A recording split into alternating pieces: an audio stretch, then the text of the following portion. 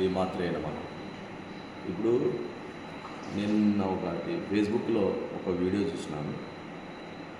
ఒక అతను ఒక స్కూల్లో వాచ్మెన్ అయితే ఆయన జీతం ఎంత ఉంటుంది? మహా అంటే నెలకి ఒక 10,000 జీతం ఉంటుంది, లేదంటే 8,000 10,000 జీతం ఉంటుంది. అతనికి ఒకటే ఒక కుమారుడు ఉండేవాడు. ఆ కొడుకు ఇంటర్ చదువుతున్నాడు.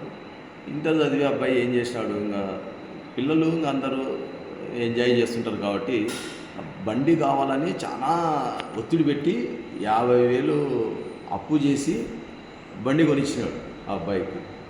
ఆ బండి కొనిచ్చిన తర్వాత ర్యాష్ డ్రైవింగ్లో అతను కాలమైనాడు.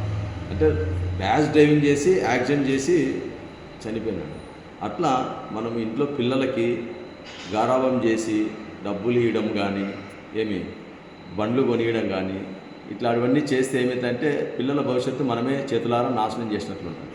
అందుకు మనము పిల్లలకి డబ్బు కూడా ఎక్కువ ఇంట్లో ప్రిఫరెన్స్ ఇవ్వకూడదు. పిల్లలకి ఎంతవరకు ఉన్నా కూడా వాళ్ళకి చదువు ఇంపార్టెంట్ కాబట్టి ఒక అర్ధగంట కానీ మనమే బాధ్యత తీసుకొని కూర్చోబెట్టుకొని పిల్లల్ని చదువు చెప్పడం వల్ల మంచిగా ఉంటుంది.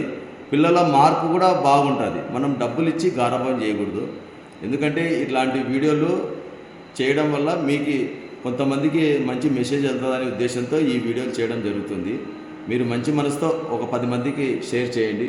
జై భవానీ, జై జై భవానీ, శ్రీమాత్రే నమః.